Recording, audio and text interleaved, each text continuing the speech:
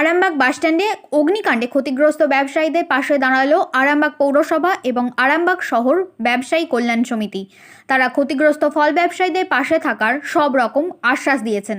উল্লেখ্য, মঙ্গলবার ভোররাতে এলাকার 8 থেকে 10টি ফলের দোকান আগুনে সম্পূর্ণ ভস্মীভূত হয়ে যায়। রমজান মাসে এই বিপুল ক্ষতিতে একেবারে দিশাহারা হয়ে পড়েছেন ওই সমস্ত ফল ব্যবসায়ীরা। খবর পেয়ে এদিন ক্ষতিগ্রস্ত এলাকা পরিদর্শন করেন আরামবাগ পৌর প্রধান সমীর ভান্ডারী, কাউন্সিলর হাসান আলী চৌধুরী, আরামবাগ শহর ব্যবসায়ী কল্যাণ সমিতির সম্পাদক দেবরঞ্জন কবিরাজ, প্রাক্তন সভাপতি ব্রজমোহন কুণ্ডু সহ অন্যান্যরা। তাঁরা ওই সমস্ত ব্যবসায়ীদের সঙ্গে কথা বলে তাঁদের পাশে থাকার আশ্বাস দেন।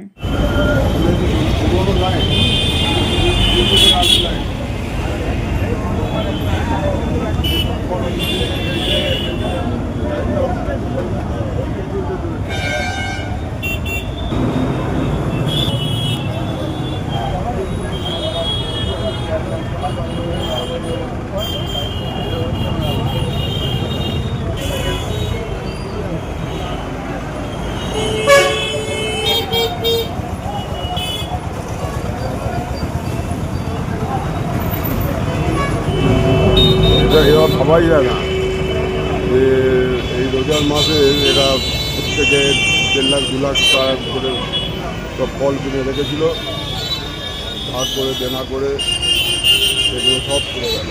বর্ষার দিক থেকে হয়েছে যেটা মনে হচ্ছে সারিয়ে লেখেরাও দেখে কথা বলবো। দমকল কেন্দ্রকে বারবার ফোন করার পরে তারা আসে না, এই নিয়ে কি বলবেন?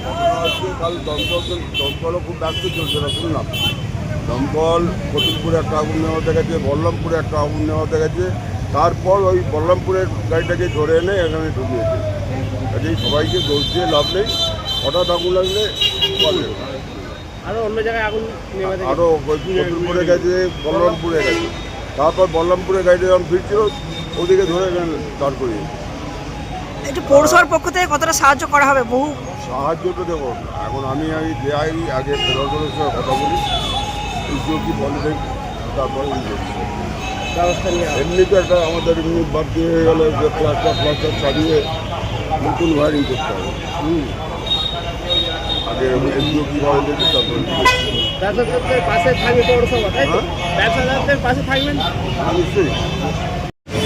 ব্যবসায়ীরা ক্ষতিগ্রস্ত হলো, এটা আমরা ব্যবসায়ী হিসেবে আমরা খুব চিন্তিত এবং এদের যাতে পুনর্বাসনের ব্যবস্থা হয়, সরকার যাতে এদের সাহায্য করে এটা আমরা চাইব এবং আমরা আরামবাগ ব্যবসা শহর ব্যবসায়ী কল্যাণ সমিতির পক্ষ থেকে এদের পাশে আছি।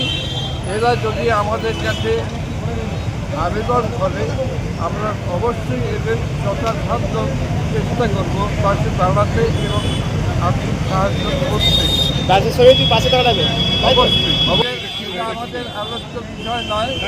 দমকল একটা আলাদা প্রতিষ্ঠান, তারা নানান কাজে ব্যস্ত থাকতে পারে, অন্যভাবে কোনো ফাংশন থাকতে পারে, সুতরাং তাদের সমালোচনা করা আমি মনে করি যেটা আমাদের উচিত নয়, কারণ সে কোন অবস্থায় আছে আমরা দানমুক্তি করি।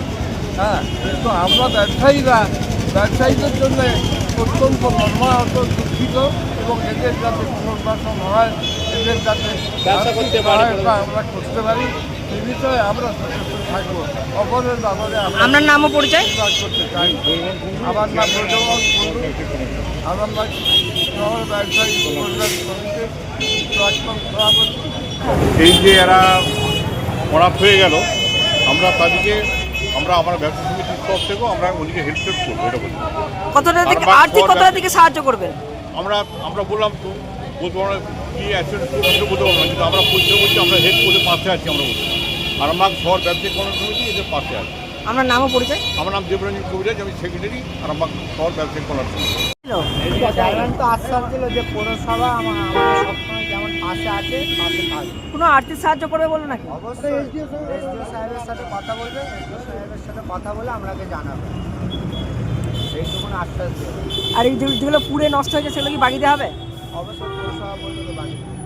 কি নাম আপনার? এসকে রাহুল, ফল ব্যবসায়ী। এখন কি একটু কি ভালো লাগছে? ভালো তো লাগবে, চেয়ারম্যান নিজে এসে পাশে দাঁড়ালো, আমার একটা নিজের খুব গর্ব হলো যে একটা চেয়ারম্যান এসে আমার পাশে দাঁড়ালো।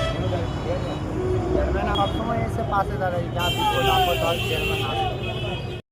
নিউ নূর সোফা সেন্টার, এখানে সমস্ত রকম সোফা পাইকারি ও রিটেলে বিক্রয় করা হয়। সমস্ত সোফা নিজস্ব কারখানায় তৈরি করা হয়। প্রোপাইটার হানিফ হোসেন খাঁ ও রুহুল হোসেন খাঁ, বড়ডোঙ্গল হাটতলা সিনেমা হলের সন্নিকটে, হুগলি। যোগাযোগ 7797170093 এবং 9382003105।